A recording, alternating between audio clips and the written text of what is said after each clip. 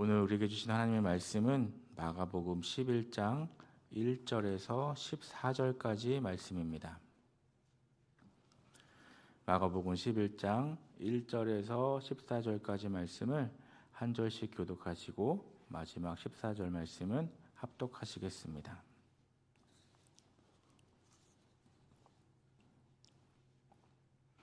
제가 먼저 1절 말씀을 읽겠습니다. 그들이 예루살렘에 가까이 와서 감람산 벳바게와 베다니에 이르렀을 때에 예수께서 제자 중 둘을 보내시며 이르시되 너희는 맞은편 마을로 가라. 그리로 들어가면 곧 아직 아무도 타보지 않은 나귀 새끼가 매어 있는 것을 보리니 풀어 끌고 오라. 만일 누가 너희에게 왜 이렇게 하느냐 묻거든 주가 쓰시겠다 하라.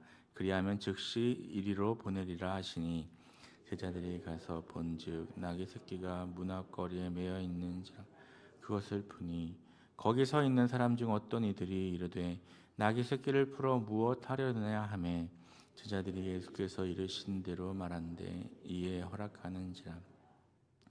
나귀 새끼를 예수께로 끌고 와서 자기들의 겉옷을 그 위에 얹어 놓음에 예수께서 타시니 많은 사람들은 자기들의 겉옷을 또 다른 이들은 들에서 벤 나뭇가지를 길에 펴며 앞에서 가고 뒤에서 따르는 자들이 소리 지르되 호산나 찬송하리로다 주의 이름으로 오시는 이여 찬송하리로다 오는 우리 조상 다윗의 나라여 가장 높은 곳에서 호산나 하더라.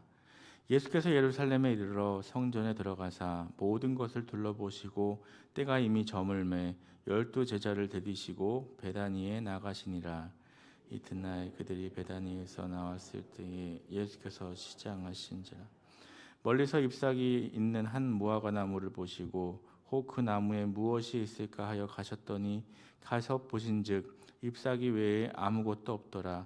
이는 무화과의 때가 아님이라. 예수께서 나무에게 말씀하여 이르시되 이제부터 영원토록 사람이 내게서 열매를 따먹지 못하리라 하시니 제자들이 이를 듣더라. 아멘. 오늘도 하나님의 은혜와 평강이 함께 하시기를 바랍니다. 마가복음은 크게 세 부분으로 나눌 수 있습니다. 갈릴리 사역과 갈릴리 밖 이방 사역, 그리고 예루살렘으로 향하는 순례길 사역, 그리고 마지막 예루살렘 사역이 그것입니다. 오늘 본문은 마가복음의 마지막 세 번째 사역의 시작을 알리는 단락입니다. 예수님은 마지막 일주일의 사역을 위해서 예루살렘 근처에 당도하셨습니다. 그동안 3년간의 공생애를 뒤로하고 이 마지막 일주일 가장 위대한 사역을 앞둔 시점에 이르신 것입니다. 1절과 2절 말씀을 보면 주님은 예루살렘의 외곽 동편 마을인 벳바게에 이르러 제자들을 맞은편 마을로 보내셨습니다. 그것은 입성 준비를 하시기 위함이었습니다. 즉 타고 입성하실 나귀 새끼를 끌고 오도록 하신 것입니다. 물론 이 모든 과정이 구약 예언의 성취였으나 예루살렘을 향하여 걸음을 멈추지 않고 달려오신 예수님은 분명히 그 예루살렘 입성을 위한 마지막 준비를 하신 것입니다. 4절에서 6절은 제자들이 건너편 마을로 가서 주님께서 말씀하신 일에 그대로 이루어지는 것을 경험하게 된 사실에 대한 기록입니다. 그들은 나귀 새끼가 매여 있는 것도 보았고 또 주님 말씀대로 하니 그 주인이 즉시 순종하는 일도 체험했습니다. 어쩌면 이렇게도 주님께서 말씀하신 그대로 이루어질 수 있을까요? 그 이유는 주님이 이 세상의 창조주요 통치자이시기 때문입니다. 우리 주님은 만물의 절대 주권자이십니다. 그분에게는 피조물이 거역할 수 없는 절대적인 권위가 있습니다. 그분이 명하시면 다 그대로 됩니다. 주님은 신실하셔서 당신이 말씀하신 것은 반드시 이루시는 분이십니다. 사람은 말을 하고도 신실하지 못해서 또는 능력이 없어서 그것을 이루지 못하는 일들이 많습니다. 그러나 우리 주님은 신실하시고 또한 전능자이십니다. 그러므로 주님이 말씀하신 것은 뭐든지 다 그대로 이루어지는 것입니다. 그러므로 하나님께서 우리 예수 그리스도를 통해 우리에게 하신 모든 언약은 그대로 이루어질 줄 믿으시기 바랍니다. 주님께서 당신을 믿는 자 영생을 얻는다고 말씀하셨으면 영생을 얻게 될 줄 믿으시기 바랍니다. 또한 주님을 믿는 자는 주님처럼 부활하게 된다고 하셨으면 반드시 그렇게 될 줄 믿으시기 바랍니다. 주님의 말씀은 진리요 반드시 그대로 이루어집니다. 그래서 우리 성도들은 그분의 언약을 삶의 기반으로 삼을 수 있는 것입니다. 시련의 풍랑이 불어도 오직 그 언약의 절대성과 확실성을 믿기에 오늘도 세상을 이기며 살아가고 있습니다. 그러므로 주께서 말씀하신 대로 살아가야 하겠습니다. 그 말씀을 믿으며 살아가야 하겠습니다.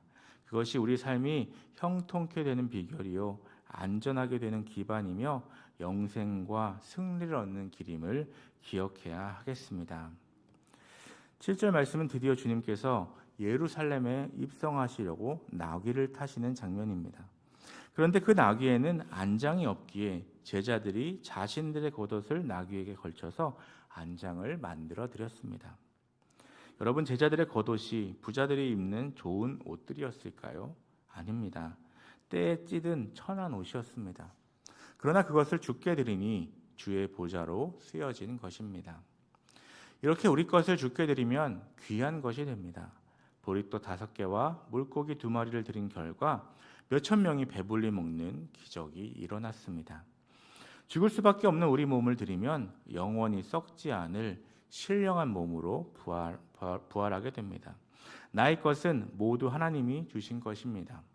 그리고 우리에게 이 모든 것들을 주신 하나님을 위해 사용하도록 하기 위함입니다. 내가 그냥 지니고 있으면 낡고 쇠하고 없어져 버립니다. 그러나 주님께 드리면 거룩하여지고 하나님을 위한 선한 사업의 수단과 도구로 사용될 수 있습니다. 우리 성도들은 자신을 비롯한 자신의 것을 주께 드리기에 훗날 신령한 부활의 몸과 영생의 열매를 거두게 되는 것입니다. 그러므로 주께 드리는 일은 손해가 아니라 이익이고 축복된 일인 것입니다. 이 사실을 기억하시고 자신과 자신의 것을 주께 드리기로 힘쓰시는 성도들이 되시기를 바랍니다. 예수님이 예루살렘에 입성하시는 모습을 보며 생각해 보아야 할 것이 또 한 가지 있습니다. 여러분들 그 배너나 쿠아바디스 같은 영화를 보면 나팔이 울리고 기병들이 행진하는 장면이 나옵니다. 세상의 왕의 등장은 이처럼 위엄으로 가득 차 있습니다. 반면에 하나님 나라의 왕 예수 그리스도의 예루살렘 입성은 초라합니다.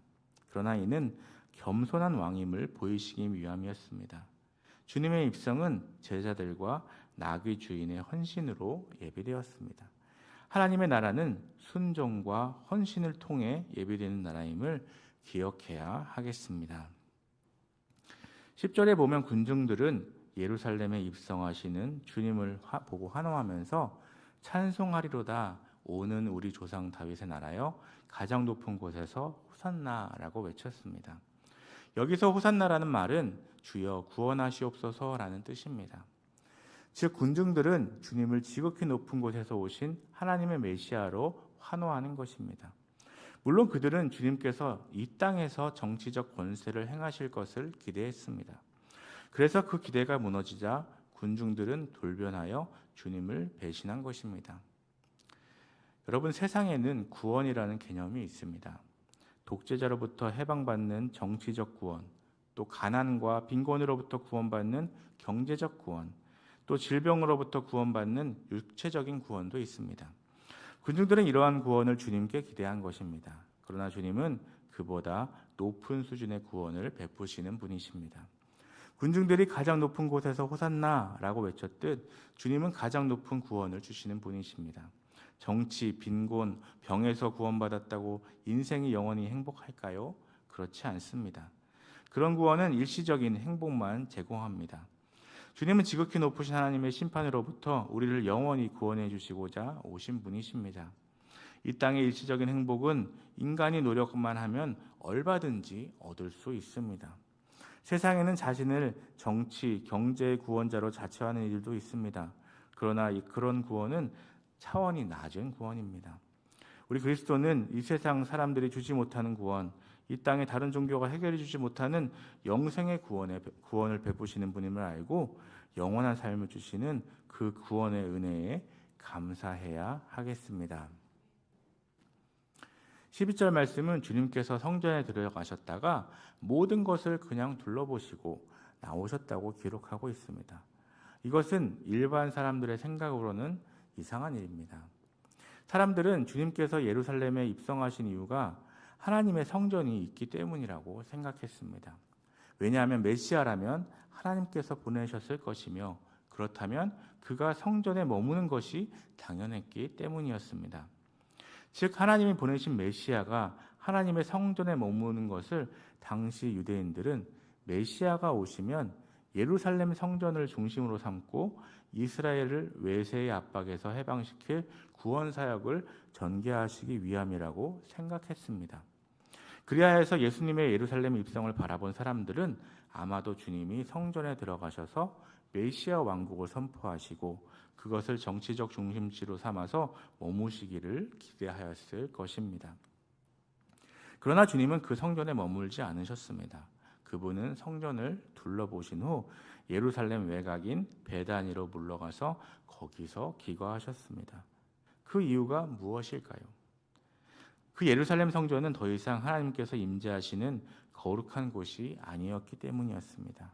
그곳은 이미 장사꾼들의 시장터와 강도의 도굴로 전락해 있었습니다. 여러분, 그런 곳에 그리스도께서 머무실 수 있으시겠습니까? 구약 시대에서도 성전의 제사장들이 타락한 결과 하나님께서 떠나시고 말았습니다. 그와 같이 성전을 예표하는 실체요 주인이신 예수님도 타락한 성전에 머무르시기를 거절하신 것입니다. 그렇다면 이것이 지금 우리들과는 상관없는 사건일까요? 그렇지 않습니다. 성경은 우리의 몸이 성전이라고 강조합니다. 그러므로 우리는 그리스도께서 우리 안에 머무실 수 있도록 해드려야 합니다. 곧 우리의 몸과 마음을 깨끗이 해야 하는 것입니다. 만약 우리 마음과 몸이 더러우면 주님께서는 우리 안에서도 머물기를 거절하시고 떠나가실 것입니다. 그러므로 우리 마음과 몸을 주께 합당한 처소로 만들어 가야 합니다. 이것이 성도의 본분임을 기억해야 하겠습니다. 우리 속을 그리스도께 대한 사랑으로 채우고 말씀으로 채워야 하겠습니다. 이 세상에 대한 미련은 무상처럼 깨트려버리고 쓰레기 치우듯 치워야 합니다. 그리고 늘 죄를 회개하는 생활을 해야 합니다. 주님의 말씀에 순종하는 삶을 살아야 합니다. 이러한 노력이 주님으로 하여금 우리 안에 영원토록 머무시게 만드는 길임을 알아야 하겠습니다. 주님은 드디어 군중들의 환호 속에 예루살렘에 입성하셨습니다. 그러나 진정으로 세상 사람들에게 주님으로 높이 들리신 일은 예루살렘에서 십자가를 지신 이후이십니다. 이 땅에 어떤 영광스러운 곳이 있어도 우리에게 진정한 하늘의 기쁨을 주지 못한다는 사실을 잊지 말아야 하겠습니다. 주님과 함께 저 골고다 언덕까지 가야만 그 뒤에 영원한 영광이 기다리고 있음을 기억해야 하겠습니다. 또한 주님은 칼의 권세로 오시지 않으셨습니다. 사랑의 힘과 평화로 오셨습니다. 따라서 주의 백성은 섬김과 희생으로 사랑과 평화를 추구해야 합니다. 보이는 영광으로 그 나라를 찾고자 하는 유혹을 버리고 나귀 타시고 오신 주님을 기억하며 항상 저 하늘의 영광만 사모하는 저와 여러분 되시기를 간절히 소망합니다. 기도하시겠습니다. 사랑의 하나님, 오늘도 이 새벽 깨워주시고 주의 전으로 불러주시고 말씀으로 새롭게 해주시니 감사합니다. 하나님, 이 사순절 기간 나를 위해 이 땅에 오신 주님, 그 무엇과도 바꿀 수 없는 구원을 주신 그 은혜를 기억하고 나귀 타고 오신 주님을 기억하며 겸손히 주님의 말씀에 순종하며 하늘의 영광만 사모하는 주님의 백성들 될 수 있도록 인도하여 주시옵소서. 이 시간 주님 앞에 예물을 드립니다. 사랑하는 주의 자녀가 드리는 예물을 받아주시고 이 예물이 쓰여지는 곳에 주의 은혜로 함께하여 주시옵소서. 예물을 드리는 자가 엎드려 기도하오니 들으시고 선하신 뜻대로 응답하여 주시옵소서. 오늘도 가정과 일터를 지켜주시고 우리들이 살아가는 삶의 현장 속에서 주님만을 높이는 복된 삶이 되도록 인도하여 주시옵소서. 감사드리며 예수님의 이름으로 기도드립니다.